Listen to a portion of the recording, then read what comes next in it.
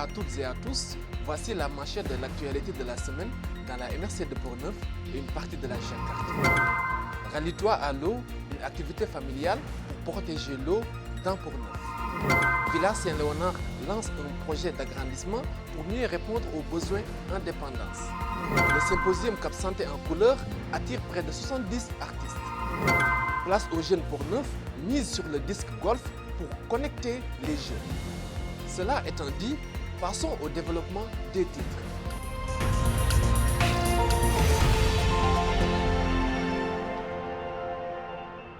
On commence par la santé. 2 cas de rougeole ont été confirmés dans la région de Portneuf.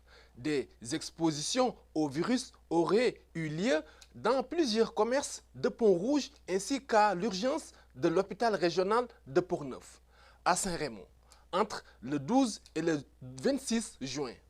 Santé Québec, capitale nationale, invite les personnes qui auraient fréquenté ces lieux à vérifier leur protection contre la rougeole, à surveiller l'apparition de symptômes et, si nécessaire, à consulter les recommandations du gouvernement du Québec. La vaccination demeure le meilleur moyen de prévenir cette maladie très contagieuse. Le mois québécois de l'eau s'est conclu par une activité de sensibilisation au parc naturel régional de Portneuf. Organisé samedi par la CAPSA, le Rallie-toi à l'eau a réuni petits et grands autour d'un objectif commun. Mieux comprendre l'importance de protéger cette ressource essentielle et réduire la pollution causée par le plastique. Notre équipe s'était rendue sur place. Écoutons. En fait, aujourd'hui, on souligne le mois de l'eau, qui est le mois de juin. Donc, pour ça, on a organisé une petite activité très simple et familiale là, pour apprendre aux gens, en fait, leur faire découvrir un peu l'importance de notre eau, qui est une ressource collective au Québec, et en même temps, les sensibiliser finalement sur la contamination de l'eau par les microplastiques, qui est un enjeu vraiment grandissant dans notre environnement aujourd'hui. Donc, tout simplement, là, une petite activité, une petite mini-expo immersive avec un petit rallye à répondre en famille. On a un petit lab interactif aussi avec ma collègue Geneviève Légaré, qui est technicienne du milieu naturel, où on a plein d'instruments scientifiques que les jeunes peuvent découvrir. Puis, on est accompagné aussi des gens du musée ambulant qui ont un atelier créatif à offrir aux familles, qui est aussi sur le thème de l'eau, là, avec l'œuvre qu'ils ont qui ont avec eux là, dans leur kiosque. Alors, comment cette activité participe à la sensibilisation des participants? Avec le petit rallye, les petites questions que les gens peuvent répondre en s'amusant, en fait, là, il y a plusieurs questions qui tournent autour justement de la contamination de l'eau par les microplastiques. Fait que c'est ludique, c'est amusant, mais en même temps, ça fait apprendre un peu jusqu'à quel point les microplastiques ont de l'impact sur notre environnement, mais sur nous également.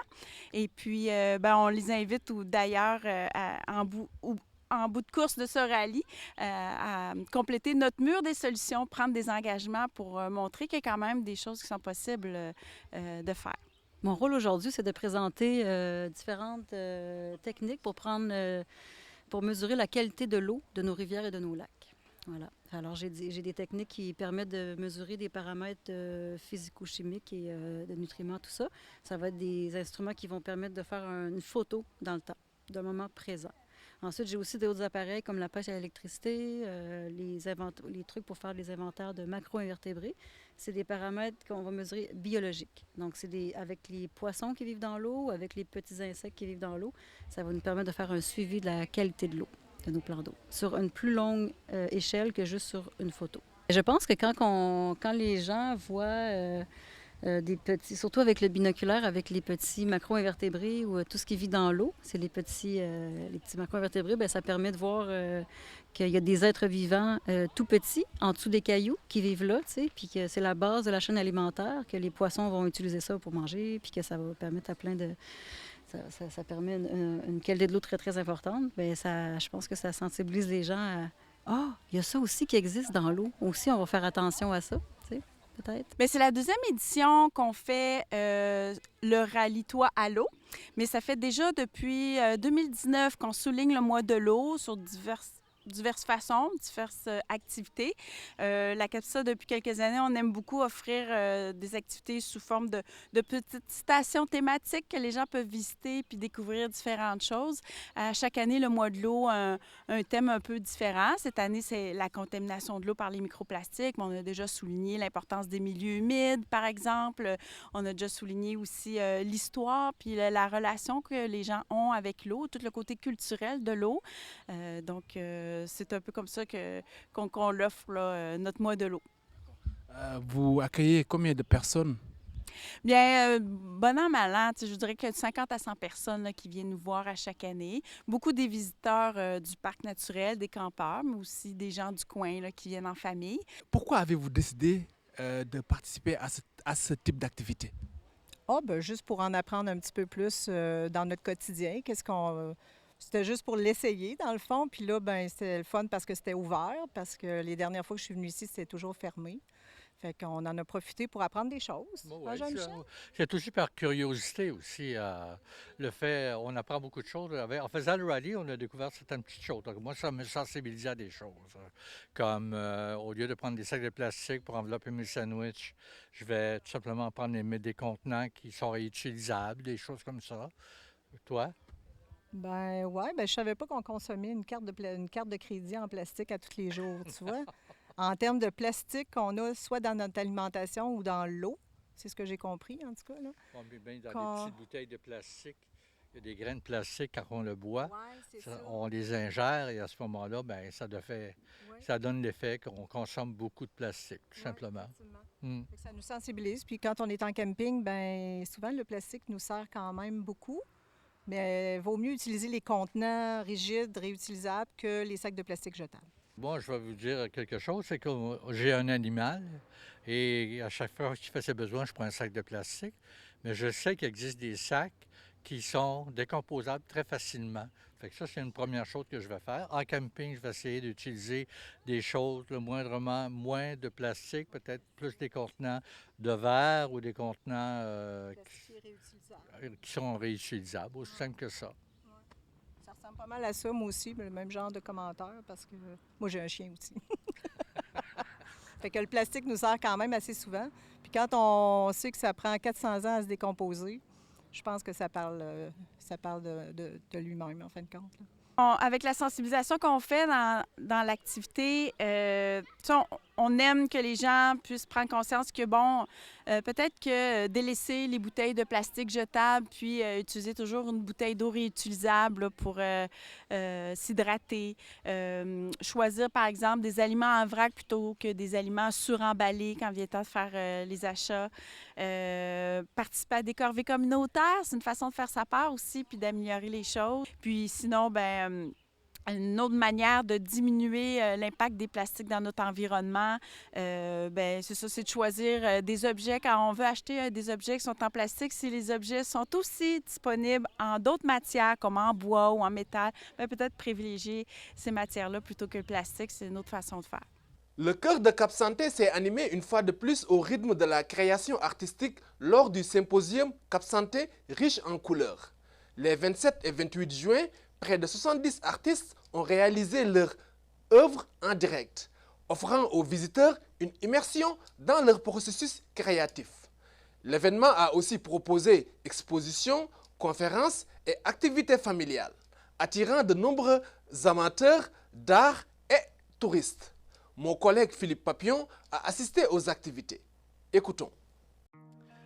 Bonjour, on est en direct du symposium Cap Santé riche en couleurs. Je suis en compagnie de Jeanne Noreau, présidente du symposium, et Manon Marchand, présidente d'honneur de cette 24e édition. Donc bonjour mesdames. Bonjour.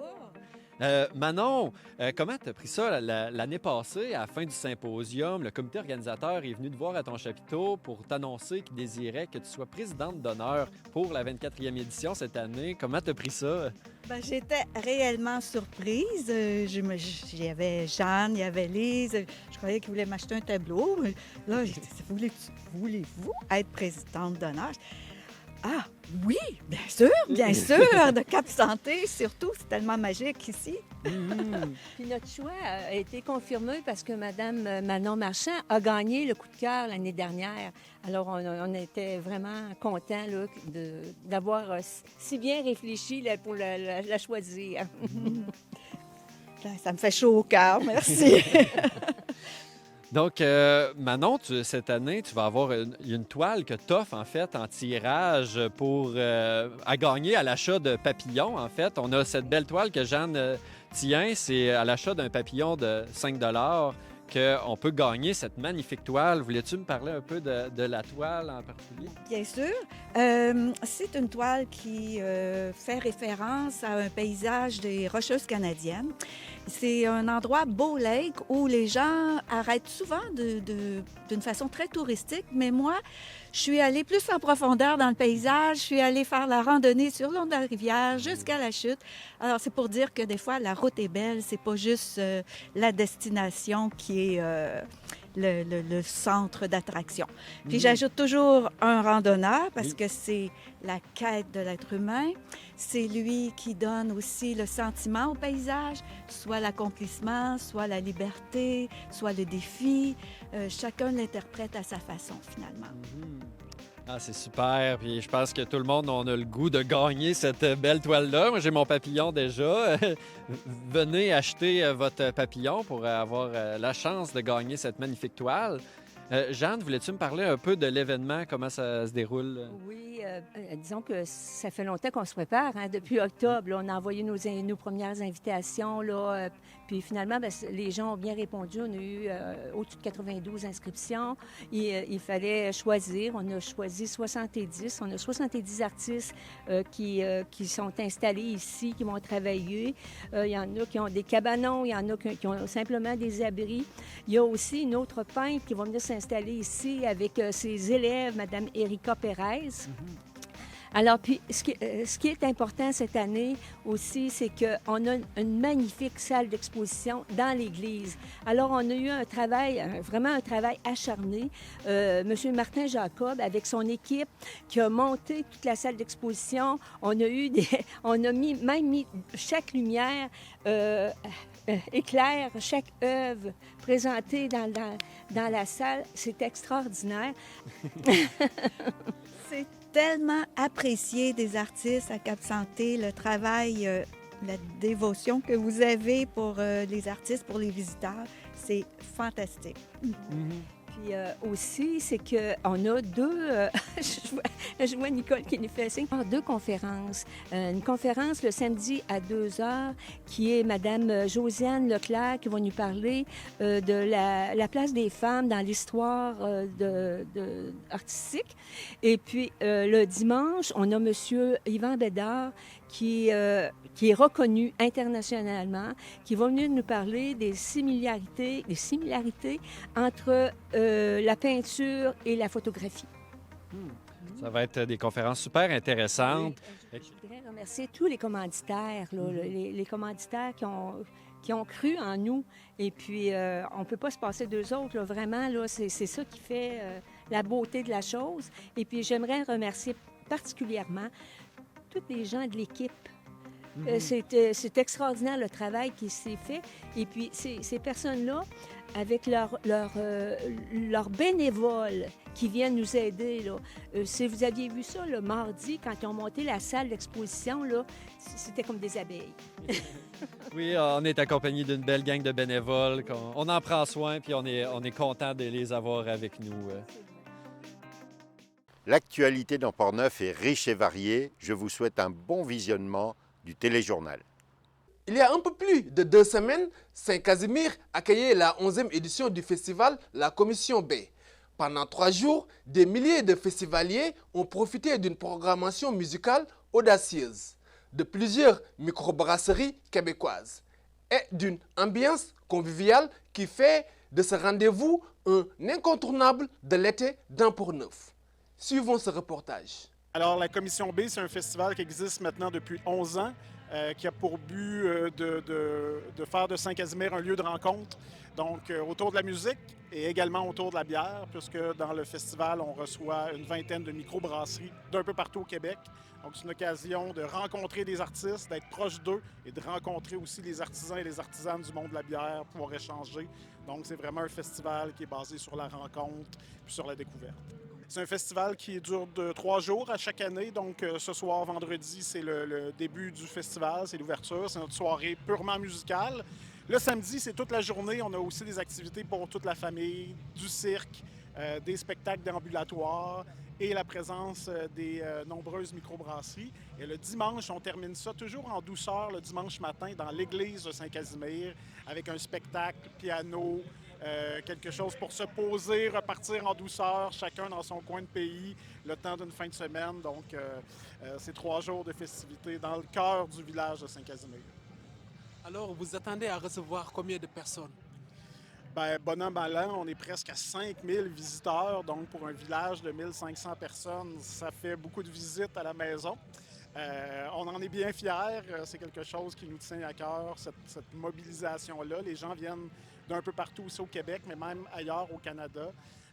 Donc, la brasserie a commencé ça au début avec une petite activité, puis là, maintenant, c'est un rendez-vous annuel pour plein de gens. Il ne manque pas le festival.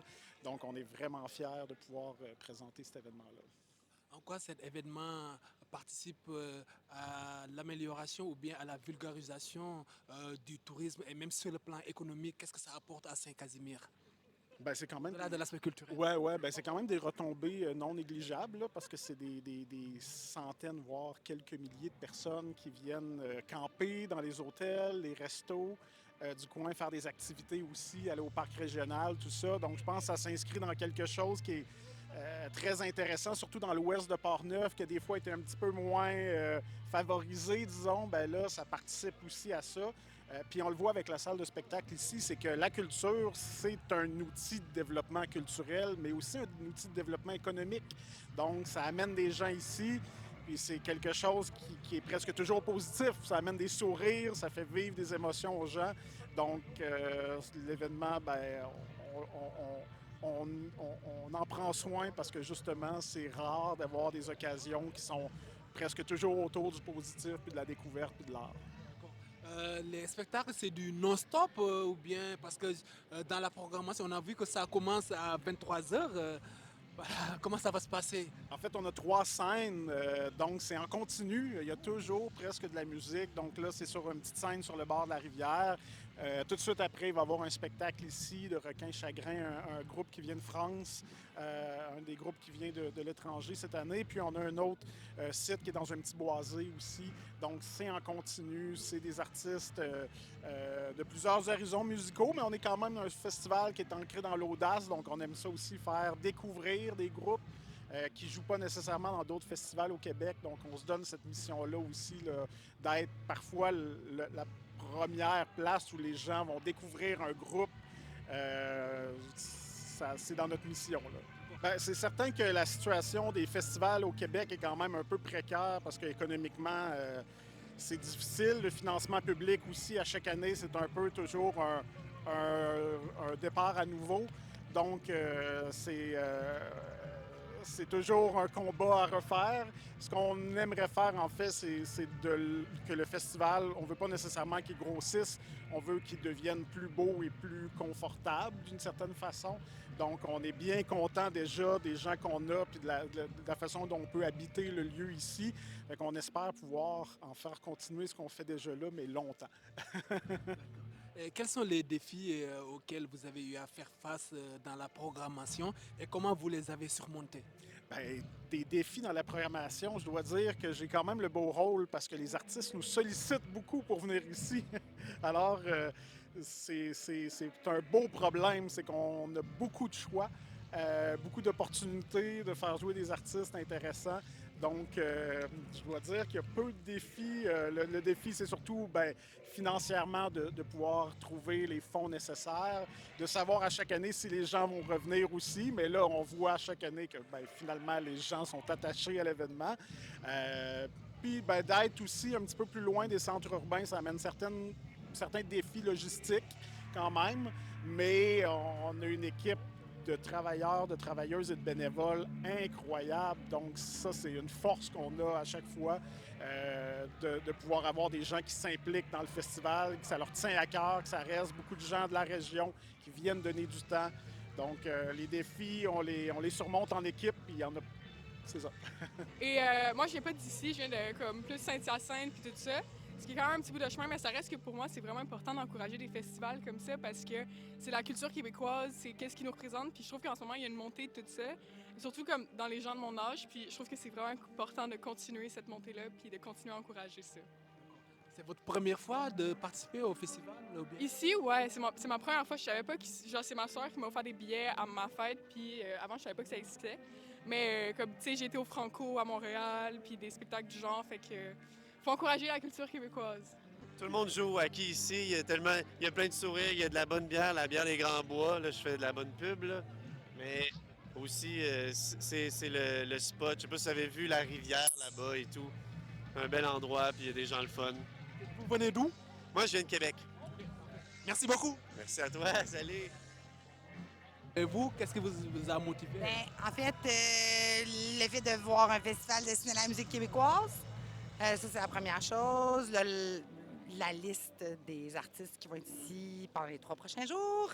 Et la dernière chose, bien, Saint-Casimir, sa bière, bien sûr, puis l'ambiance du village, parce que j'y suis déjà venue auparavant.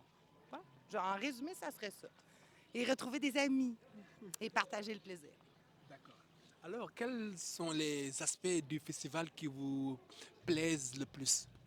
Bien, je pense que c'est le fait d'être à l'extérieur, le fait d'être en dehors de la grosse ville, d'aller voir des artistes aussi dans un autre contexte. Je pense que ça, c'est intéressant. Découvrir notre Québec, quoi. Le disque golf était à l'honneur au centre de ski de Saint-Raymond. Dans le cadre d'une activité organisée par Place aux Jeunes Portneuf, l'objectif, faire découvrir la région aux nouveaux arrivants tout en favorisant les rencontres et l'intégration des jeunes de 18 à 35 ans. Entre sport, réseautage et découverte du territoire, l'activité a permis à plusieurs participants de s'initier au disque golf dans une ambiance conviviale. Voici un reportage de Luc Robitaille. Le disque golf était à l'honneur jeudi dernier au centre de ski Saint-Raymond, dans le cadre d'une activité de Place aux Jeunes dans Portneuf. Je me suis entretenu avec un des organisateurs et quelques participants que voici. Alors, on est en compagnie de Louis-Maxime Renaud qui chapeaute un peu l'événement aujourd'hui. Bonjour Louis-Maxime, qu'est-ce que tu peux nous dire sur l'événement aujourd'hui? Bien, aujourd'hui, c'est un rendez-vous Place aux Jeunes Portneuf. Qu'est-ce que c'est Place aux Jeunes Portneuf? Une de nos missions, en fait, c'est d'inciter des jeunes de 18 à 35 ans qualifiés à venir s'établir dans nos belles régions du Québec, dont Portneuf, qui en fait partie. Et là, on est au centre de ski de Saint-Raymond, un centre de ski qui va un jour, on espère, être 4 saisons. Et entre autres, il y a des efforts qui sont faits pour ça par la municipalité pour rendre accessible quelque chose qui est gratuit, qui est le disque golf. Donc, on bouge, on est dehors, on a du plaisir. Et puis nous, chez Place aux Jeunes, ce qu'on a fait, c'est qu'on a lancé l'invitation à des jeunes qui sont dans la région. Donc, quand je parle de région, je parle de la MRC de Portneuf, depuis moins d'1 an. Et qui sont tous admissibles à notre programme. Donc, il y en a qui travaillent comme Gabriel aux aliments bretons. Il y en a qui travaillent à la boucherie Godin à Donnacona. On a des jeunes de Saint-Raymond. Donc, il y a 2 objectifs. Découvrir une activité dans Portneuf. On parle ici du disque golf, évidemment.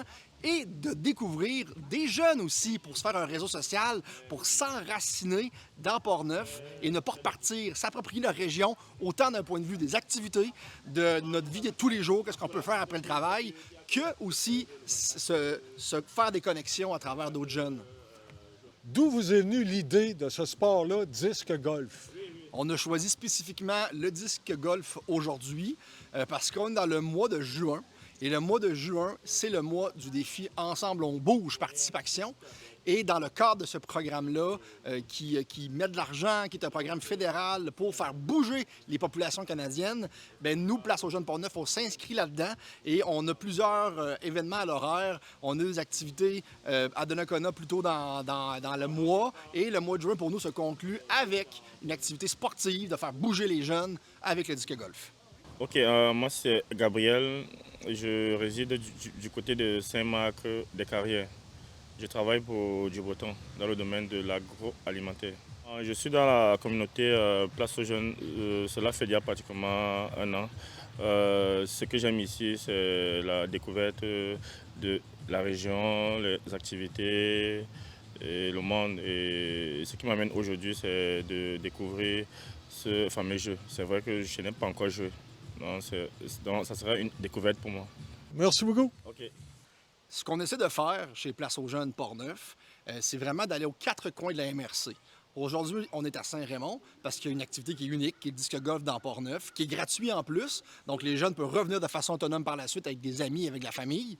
Et on peut aussi, nous, ce qu'on fait, c'est qu'on fait découvrir d'autres activités. Parfois, on va au Parc naturel régional de Port-Neuf, à Saint-Alban. Parfois, on s'en va à Saint-Ubalde. Il y a d'autres choses à faire un peu partout à Saint-Raymond, à Saint-Léonard, dans l'ouest de Port-Neuf, à Deschambault, à Saint-Casimir. Bref, il y a toujours quelque chose dans Port-Neuf. Puis on veut que les jeunes gardent ça en tête pour se dire « j'ai choisi une maudite belle région ». Il y a tellement d'activités à faire. Puis en plus, les gens que je rencontre ici, ça peut être mes amis. Fait que j'ai le goût de continuer à travailler dans Port-Neuf. Là, je lance un message aux employeurs qu'on a une sacrée utilité pour qu'ils s'approprient le territoire puis qu'ils restent chez vous par la suite. Rien de mieux qu'un petit goûter en hors d'œuvre pour déjeuner les gens. Je m'appelle Océane, je viens de France, j'ai 21 ans et je viens d'arriver au Canada. Qu'est-ce qui vous amène particulièrement à cet événement aujourd'hui? De découvrir de nouvelles personnes, puisque je viens d'arriver au Canada il n'y a pas très longtemps, il y a 2 mois. Et donc c'est vrai, je ne connais pas forcément beaucoup de monde, à part les gens dans la société avec qui je fais le stage. Mais c'est vrai que sinon, je ne connais pas grand monde, donc c'est l'occasion de découvrir du monde, faire des activités et tout, c'est toujours très agréable. D'accord. Vous pensez rester longtemps? Pour le moment, j'ai un stage où je dois rester 4 mois. Donc après, au bout de mes 4 mois, je repars parce que je finis mes études en France. Et après, peut-être que je reviendrai dans la région, mais pour le moment, rien n'est encore sûr. D'accord. Est-ce que vous avez déjà essayé ce sport-là, disque golf? Pas du tout. Non, je connais de nom, mais j'ai jamais essayé. Ça sera une première. Merci beaucoup. Merci. Prenez-vous chacun un frisbee, on va y aller ensemble. Avez-vous déjà joué à ça, vous? Au frisbee? Non. Non? C'est pas bien. C'est la première fois. L'idée est de faire parvenir le frisbee dans le panier avec le moins de lancers possible, comme au golf. OK, vous voyez, normalement ici, C'est un par 3. c'est un par 3. Fait que normalement, si on le fait en 3, c'est la moyenne. Ah ouais. J'ai un petit problème de calibrage. Oh! Ouais, parce que là, tu vois, ça aurait pu être elle, mais... Ouais, c'est bien ça! Oh! Oh! Prends ton temps. Oh! Presque! Bon, attendez.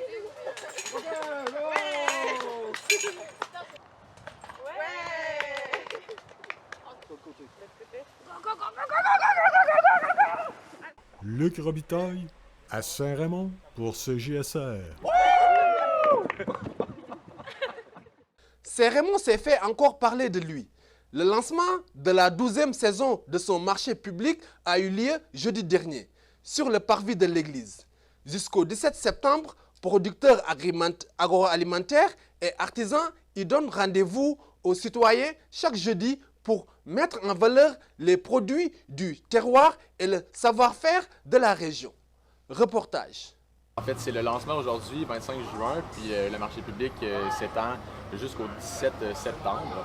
On est là de 16h à 19h à chaque jeudi sur le parvis de l'église, en fait sur place de l'église maintenant, parce qu'on a non seulement le parvis de l'église, mais on a également fait un agrandissement, là où on se trouve en ce moment, parce qu'il y a 8 kiosques à découvrir à chaque marché public. En fait, notre mission, c'est vraiment de promouvoir, de soutenir finalement les entreprises agroalimentaires de la région de Portneuf, en favorisant toujours un contact là, direct entre le consommateur puis le marchand. Puis en fait, l'idée est née de Tourisme Saint-Raymond qui a décidé en 2014 d'initier le projet de marché public. Et petit à petit, on a fait évoluer le marché public, qui a changé de date, qui a changé de lieu. Puis maintenant, on se trouve sur place de l'église avec ce marché public-là qui cumule finalement 18 à 20 marchands par marché public. Puis voilà, des marchands agroalimentaires principalement toujours. On a également des artisans qui viennent s'installer le jeudi, donc c'est possible d'aller à leur rencontre. Et on a vraiment tous les produits finalement qu'on retrouve, là, les produits de base, là, si on parle de fruits et légumes, de viande, le miel, le sirop d'érable, les œufs. Finalement, on a vraiment pour tous les goûts. Puis c'est ça, c'est les produits de base qu'on peut retrouver finalement à l'épicerie. Mais là, on vient au marché public, on peut aller à la rencontre de nos artisans, de nos entreprises agroalimentaires de la région, leur parler des produits, apprendre à cuisiner avec les différents produits qu'ils offrent aussi. Parce que des fois, il y a des produits un petit peu plus nichés. C'est sûr qu'il y a des produits vraiment de base, mais également des produits pour se faire plaisir, comme par exemple le chocolat qui se trouve juste derrière, ou encore le safran qui est encore méconnu, mais qui gagne du terrain. Donc, c'est des exemples comme ça qu'on finalement on peut faire vraiment des belles rencontres avec nos producteurs, puis apprendre vraiment à cuisiner avec ces produits. Quels produits artisanaux qui sont exposés ici? Oui, en fait, on fait de la place aussi à des artisans, donc tous ceux qui on fait principalement de place aux métiers d'art.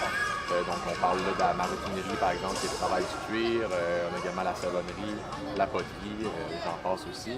Mais également, on trouve ça favorable pour le marché public de mettre ces entreprises-là de l'avant parce que c'est du savoir-faire local qu'on peut transmettre aussi. Puis c'est des gens aussi qui ont ça comme projet aussi, des fois de vie, des fois c'est plus un à côté.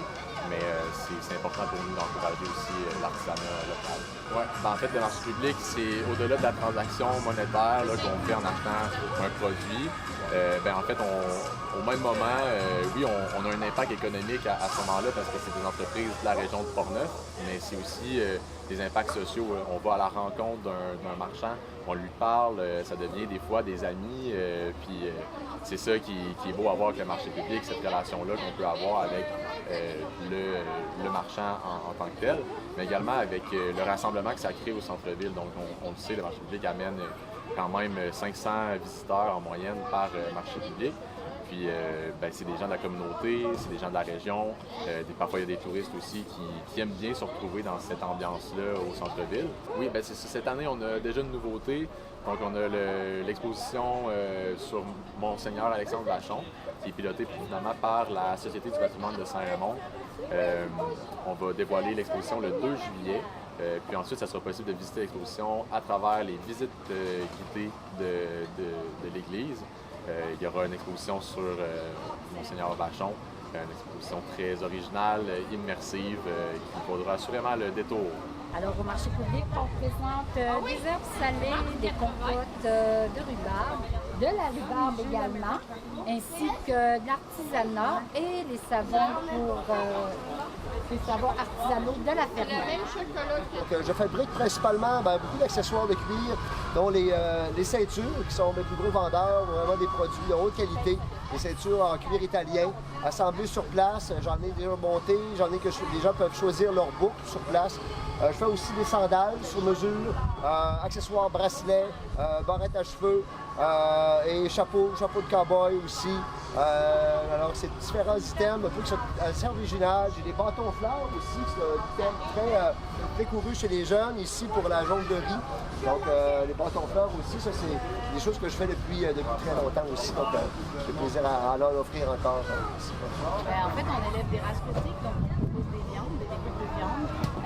Généralement des œufs faits, des cosmétiques naturels faits avec les produits de la ferme. Et puis tous les jeudis, on sert du prêt à manger fait avec 100% de produits locaux et les nôtres et des partenaires locaux. Merci. Merci à vous, bonne soirée. Toujours à Saint-Raymond, la maison d'aide de Villa Saint-Léonard voit grand pour répondre à la hausse des besoins en dépendance. L'organisme a lancé le 22 juin un projet d'agrandissement évalué à 628 000 $ afin d'accueillir davantage de personnes en démarche vers la sobriété. Déjà, 300 000 $ ont été confirmés grâce à 2 partenaires majeurs, tandis qu'une campagne de financement est maintenant lancée pour compléter le montage final. Reportage. La mission de notre organisation, nous sommes un organisme communautaire qui œuvre auprès d'adultes de 18 ans et plus. Donc, on offre des thérapies fermées de 21-28 jours. On a des services de répit, ressourcement aussi. Et on a différentes ententes de services avec le CIUS de la capitale nationale. Ensuite, pourquoi l'agrandissement? Mais en fait, l'agrandissement est nécessaire. Si vous voulez, on pourra faire une légère visite par la suite. Mais l'agrandissement, actuellement, on a un bureau d'intervenants où parfois il y a 3 personnes qui y travaillent simultanément. Il y a très peu de bureaux pour notre équipe clinique. Notre gymnase, notre salle de conditionnement physique est actuellement au sous-sol, dans un endroit où il n'y a pas de fenêtre, une seule sortie en fait de secours.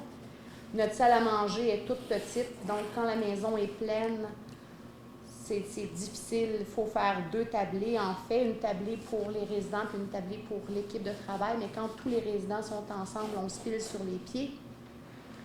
Et donc, l'agrandissement, c'était devenu nécessaire. Donc, l'agrandissement, ça sera une structure sur un plancher, 35 par 40. Je pourrais vous transmettre là, les plans architecturaux si vous le désirez. Donc, c'est l'ajout de 5 bureaux pour l'équipe clinique, un agrandissement de la salle à manger. On monte aussi notre salle de conditionnement physique sur l'étage, donc ça sera situé juste à l'arrière.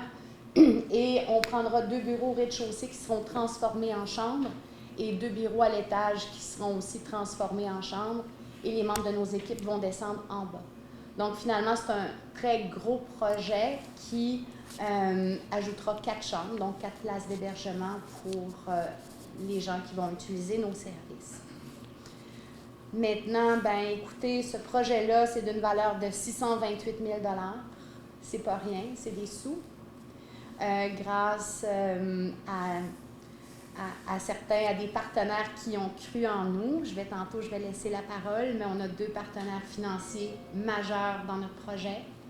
Et on lance aujourd'hui notre campagne de financement auprès des entreprises et auprès des membres de la communauté. Donc, l'objectif à atteindre pour la sollicitation auprès des entreprises est de 200 000 $.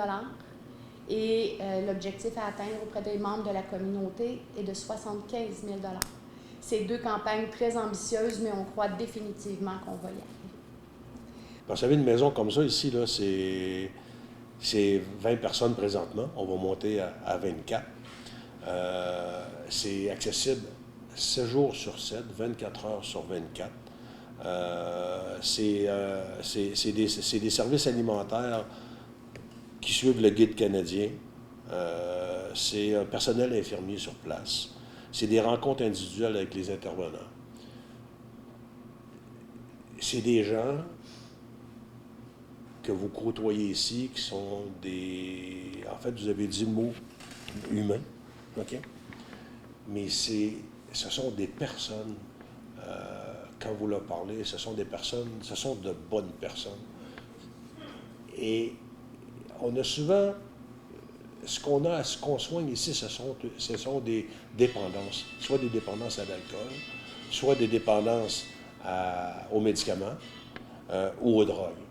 Et ces gens-là veulent s'en sortir. Quand vous venez ici, c'est parce que vous voulez vous en sortir. Mais ça prend un encadrement spécial. Tout d'abord, c'était un grand plaisir qu'on participe à ce genre d'événement, surtout à ce genre de projet. Parce que, vous savez, la MRC a comme objectif, et non comme objectif, a comme mission de faire la gestion du fonds régional de la capitale nationale, le FRCN, qui nous est octroyé par la Société de la capitale nationale. Ce qui fait, c'est nous, la MRC, qui gérons ça. Les fonds qui sont octroyés, c'est sur des projets admissibles, mais surtout pérennes. Fait que c'est avec grand plaisir que la le conseil des maires de la MRC de la MRC de Portneuf s'est empressé d'endosser un projet semblable. Et personnellement, si je peux me permettre, je connais la villa depuis sa création. Et en toute sincérité, c'est effrayant, les gymnastiques que ces gens-là ont fait pour arriver où on est aujourd'hui. Donc je suis absolument convaincu que cette volonté d'agrandir et de mettre plus de pieds carrés au service de celles et ceux qui souffrent de dépendance, mais aussi pour le confort des intervenantes et des intervenants, eh bien, c'est une étape importante dans la vie de la Saint-Léonard. Mario le disait il y a quelques instants, le gouvernement du Québec octroie des montants au MRC, notamment ici dans la capitale nationale, pour venir en aide à toutes sortes de projets. Alors bien souvent, ces projets-là, qui sont retenus par et dans le FRCN, on a tendance à penser qu'ils sont destinés exclusivement à supporter des entreprises. Mais aujourd'hui, je suis vraiment fier de voir que, au-delà des entreprises, au-delà des municipalités, eh bien, ce sont les organismes qui peuvent aussi en bénéficier. Dans votre milieu, présentement, peut-être la croissance, la décroissance de la demande, là, comment ça se comporte? Moi, je dirais la croissance de la demande. Parce qu'on a des chambres, justement, on a des attentes par rapport aux réservations des chambres. Donc, je dirais qu'il y a une demande croissante depuis une couple d'années. Et là, de plus en plus, depuis les derniers 6 mois, je dirais. C'est quelque chose. Oh oui, j'ai vraiment une liste d'attente incroyable. Encore à Saint-Raymond, mettre un visage sur l'immigration en région et raconter des parcours d'intégration inspirants. C'est l'objectif de l'exposition photographique Une Odyssée humaine. D'ici et d'ailleurs, tous Portneuvois. Lancé le 17 juin par Accès Travail Portneuf. À travers une douzaine de portraits, l'exposition met en lumière des femmes et des hommes qui ont choisi de bâtir leur vie dans Portneuf et de contribuer au dynamisme de la région. C'est un reportage de Luzika Mengi. Merci d'être venu. Donc, on est aujourd'hui à Saint-Raymond pour le lancement de notre exposition Une Odyssée humaine. C'est une exposition de portraits de nouveaux habitants, de nouveaux arrivants dans la région. On a conçu cette exposition pour un peu contraster un message négatif qu'on voit souvent dans les médias, un message qui dit que les immigrants sont souvent la cause de la crise du logement, de la pression du système de santé. Ce qu'on voulait, c'est que les gens prennent le temps de s'installer, voient comment ils appréciaient le lieu, s'ils avaient envie de rester, s'ils arrivaient à se faire un réseau, s'ils s'intégraient finalement. Cette exposition, je dirais que c'est pour eux, pour les remercier, pour remercier les travailleurs agricoles qui chaque jour mettent la nourriture sur nos tables, pour remercier les préposés aux bénéficiaires et bon, pour tous les autres aussi qui sont ici, qui contribuent à l'économie québécoise et qui contribuent aussi à rendre la région de Portneuf une région riche en diversité et dynamique.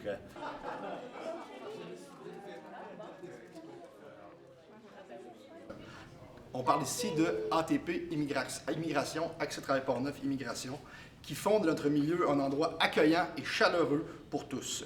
Une odyssée humaine et d'ici et d'ailleurs tous Portneuvois, c'est la mise en lumière sur des personnes qui ont choisi notre MRC et la ville de Saint-Raymond et qui viennent de partout pour l'enrichir de leur apport. On voulait montrer aux Portneuvois qui venait s'installer chez eux, qui venait s'installer dans la région. Ces gens arrivent avec une histoire, ont envie de s'installer, ont envie d'enrichir la région. Déjà, tu demandes à les gens, il faut qu'ils acceptent de s'exposer puis de raconter leur histoire. Les anecdotes ou les choses qu'ils avaient envie de raconter. Alors, il y a comme 2 volets. Hein. Nous, on a fait 11 portraits. Donc, il y a un panneau de présentation, 12 panneaux, mais 11 portraits. Et puis, il y a également 7 portraits de travailleurs agricoles. Un panel représentatif des gens qui ont choisi de s'installer ici et qui se racontent dans leur Portneuf.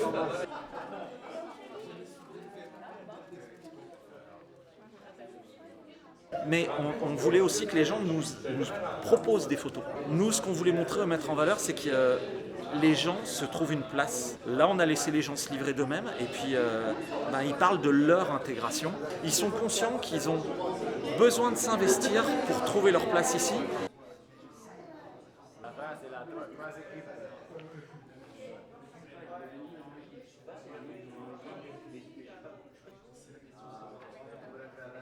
Concernant le déploiement, nous en fait l'exposition on l'a créée, ce qu'on a envie c'est qu'elle se promène. Elle va être au relais des écureuils un temps le mois prochain, elle va aller à la bibliothèque de Neuville qui nous accueille aussi. Elle va sûrement aller à Saint-Basile. Je sais qu'on va l'amener pour la semaine interculturelle début novembre. Elle va être sur une de nos activités concert du monde à Deschamps-Bourondine. Oui, moi c'était là. J'invite franchement la population à faire un détour exprès par notre centre multifonctionnel pour visiter l'exposition. Ainsi se termine ce téléjournal hebdo. Maintenant, place à la météo, suivi de votre émission Interrogé. Merci d'avoir été des nôtres et à la semaine prochaine.